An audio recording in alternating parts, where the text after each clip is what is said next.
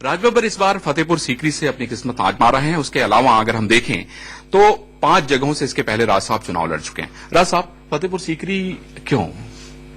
देखिए, मैं यहाँ पर 3 बार सांसद रहा हूं, राज्यसभा को छोड़कर 3 सफा लोकसभा का। 2 क्षेत्र आज फतेहपुर सीकरी में मेरी पुरानी कॉन्स्टिट्यूंसी के हैं। जब मैं आगरा में था तो एक तो है फतेहपुर सीकरी और दूसरा है आगरा रूरल। फतेहपुर सीकरी के अंदर जहां अभी मैं लेटली अभी सांसद रहा हूं, फिरोजाबाद से बाहा, फतेहाबाद, खेरागढ़, ये जगहें तीनों ये फिरोजाबाद में आती थी। तो practically if you see that all the 5 constituencies मेरे लिए कोई नई नहीं है। I have already worked here, I know the people, they were somehow means attached with me, चाहे एक बार बाद में चाहे 2 बार यहाँ। लेकिन मुरादाबाद घोषित हो गई थी, प्रियंका गांधी के प्रोग्राम्स लग गए थे कि वहां प्रचार करने के लिए आएंगी, आपके लिए वोट मांगेंगी। उसके बाद आपने चेंज किया, तो आपको लगता नहीं आप तो 2 जगह से लड़ सकते थे, प्रदेश अध्यक्ष थे? नहीं, मैं अपने आप को इतना न बड़ा मानता हूं और न मैं ये करना चाहता था, क्योंकि यहाँ फतेहपुर सीकरी की मेरे लोगों ने यहाँ की जनता ने बहुत इमोशनली मुझे यहाँ पर जब प्रेशराइज किया तो मुझे बुलाया, तो मैं उनके ऊपर शक नहीं कर सकता था। मैं चलिए आपके लिए आ रहा हूं, लेकिन मैं मुरादाबाद भी लड़ रहा हूं, आई कांट। टुंडला से आपका बचपन जुड़ा है, फिरोजाबाद से आपका बचपन जुड़ा है, फिरोजाबाद से आप सांसद रहे हैं, तो आपने फतेहपुर सीकरी सिर्फ इसलिए चुना क्योंकि ये जो लोकसभा सीटें आपके क्षेत्र में पड़ती हैं, इस वजह से बहुत सारी विधानसभा सीटें आपके क्षेत्र में पड़ती हैं? देखिए, मैं पला बड़ा हूं यहाँ, मैं पैदा भी यहीं हुआ हूं आगरा में, पढ़ा लिखा भी यहीं हूं, बड़ा भी यहीं हुआ हूं। टुंडला में मेरे पिताजी 40 साल नौकरी करते थे, इसलिए मेरा एसोसिएशन था कि बचपन में पिताजी के साथ में जाया करता था। फिरोजाबाद में मेरे छोटे भाई वहां पढ़ने जाया करते थे, दशकोहाबाद, फिरोजाबाद। सो ये एक रिश्ता है मेरा कहीं ना कहीं बना हुआ, और आप कह सकते हैं कि मेरा ये अपना ये एरिया जो है मेरा अपना एरिया है, और मैं यहाँ पर हूँ सिर्फ इसलिए नहीं कि मैं यहाँ पर सांसद रहा हूँ या काम किया है, इसलिए कि यहाँ पर आज भी किसी गांव में आप जाएंगे तो उस गांव के अंदर शायद कोई मुझे चाचा कहेगा, कोई मुझे भैया कहेगा। ये मेरे रिश्ते हैं। साहब, ये जो 72,000 करोड़ की बात राहुल गांधी कर रहे हैं, उसमें बहुत सारे सवाल लोगों ने खड़े किए। आपको क्या लगता है कि ये जो घोषणा है वो गेम चेंजर है? देखिए, लोगों की खिदमत करना गेम चेंजर नहीं होता, लेकिन लोगों को धोखा देना और अपने लिए गेम बना लेना, ऐसे लोगों का हश्र बहुत बुरा होता है।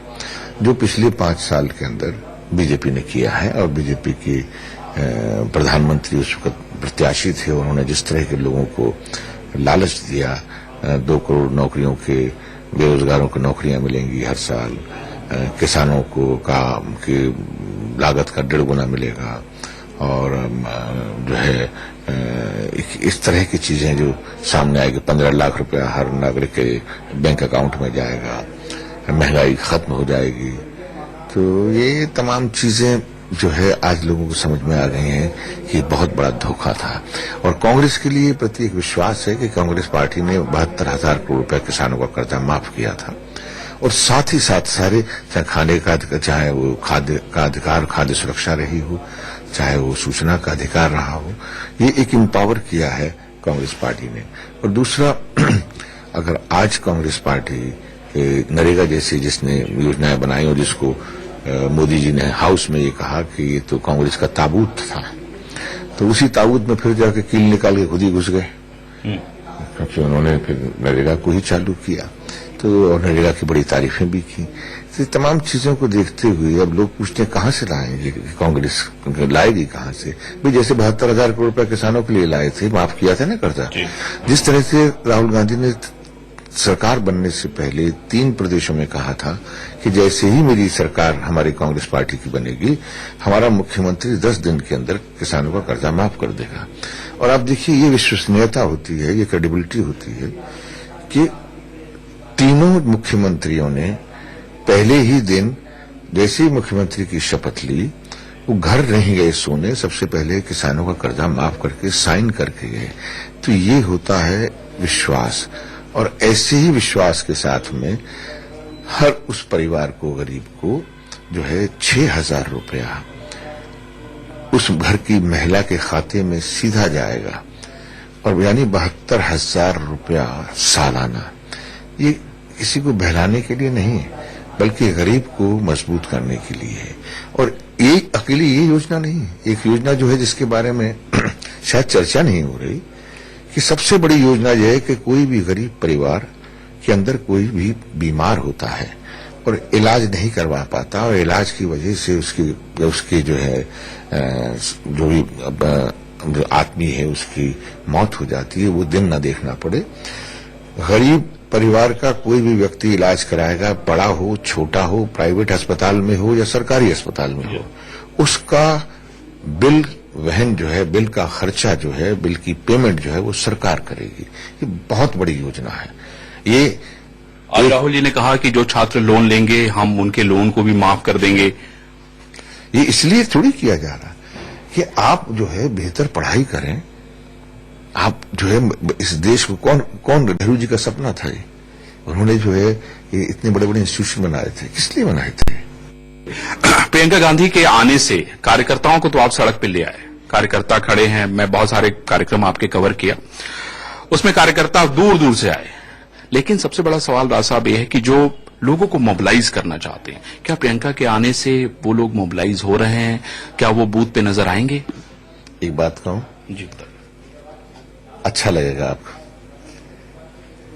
आप जो है मीडिया के तमाम लोग प्रियंका जी के बारे में बात कर रहे हैं ना, आप लोग मोबिलाइज हुए हैं ना? अब हुए हैं ना, अब आप सब लोग मोबिलाइज हो गए हैं, तो आप देखिए ना, प्रियंका जी के बारे में अपने चैनल से दिखा रहे हैं ना। तो ये आप देखिए, हम आपको भी आप हमें भी दिखा रहे हैं, है ना। उस दिन मोदी जी घूमते रहे, नजर नहीं आए, जब प्रियंका जी जो गंगा यात्रा कर रही थी, दिखा रहे थे ना। आप देखती जाइए, जनता ऐसे ही देख रही है प्रियंका जी। राजा मुझे ये बताइए, राजा मुझे ये बताइए कि आपको क्या लगता है कि पश्चिम बहुत डिसाइडिंग होता है, पश्चिम से हवा बनती है, और आप खुद फतेहपुर सीकरी से यहाँ प्रत्याशी हैं, ज्योतिरादित्य जी लगे हुए हैं, राहुल गांधी प्रियंका रोड शो कर रहे हैं, आपको क्या लगता है फिजा इस बार कुछ और होगी? बिल्कुल फिजा कांग्रेस के पक्ष में है, कांग्रेस सरकार दिल्ली में बना रही है, और मैं बहुत इसको कॉन्फिडेंट के साथ में, विश्वसनीयता के साथ में, मैं बहुत ही क्रेडिबल बात कह रहा हूँ, एक जिम्मेदार बात कह रहा हूँ। शत्रुघ्न सिन्हा जी आएंगे, आपके भाई हैं, जेपी आंदोलन में आपके बारे में खैर क्या पढ़ना है, 2004 में मैं आपको कवर करने के लिए आगरा आया था, तो मैं आपसे ये पूछना चाहता हूं कि बहुत सारी चीजें बदल गई हैं, है ना, और वो दिख रहा है। शत्रुघ्न सिन्हा जो कि इतने पुराने कार्यकर्ता थे, भले ही जेपी को पढ़ते रहे हों, उनसे सीखते रहे हों, लेकिन अब वो कांग्रेसी हैं और बहुत दिनों तक भाजपा ही रहे। मैं ये कहूंगा कि वो चुनावी राजनीति में थे, उन्होंने चुनाव उस पार्टी के सिंबल से लड़ा, लेकिन दिल से कभी भी वो उस सोच के नहीं रहे, क्योंकि मैं उनको बहुत गहराई से जानता हूं। मैंने अपनी जिंदगी की शुरुआत उनके साथ में की है। उन्हीं के भाई की फिल्म थी प्रेम गीत, जिसमें मैंने उनके साथ शुरुआत की है, और मेरे ख्याल से शत्रु जी की प्रोडक्शन की जो भी फिल्में बनती थी, उन तमाम फिल्मों में होता था, तो मेरे रिश्ते उनके साथ में, और मैं बहुत अंदर से जानता हूं कि वो शख्स क्या है। उसने कभी भी भाजपा की सोच को नहीं अपनाया, उसने वो एक बहुत ही बेसिकली बुनियादी सोशलिस्ट सोच के व्यक्ति है। आपका प्रेम भी हो गया और आप साथ में गीत भी गा रहे हैं, है ना सर? एक आखिरी सवाल, बहुत पहले से था, गीत अभी तो साथ गा रहे हैं। अब गीत भी गा रहे थे, लेकिन पहले हम गा रहे थे अंदर, अब खुल के गाएंगे।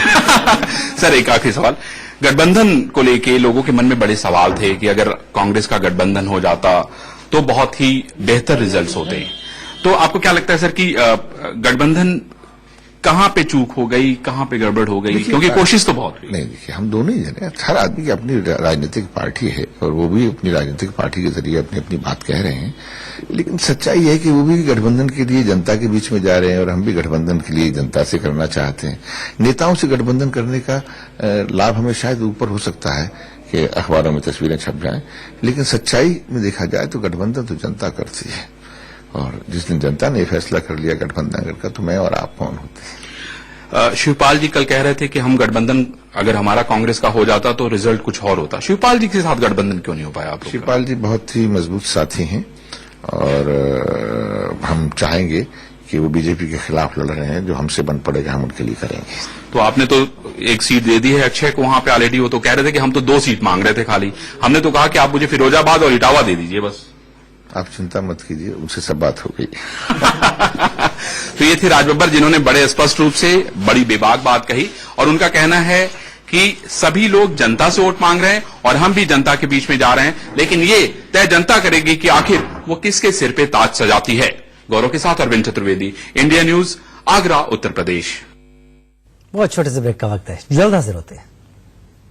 Presented by Havells Lighting. Better light, better life.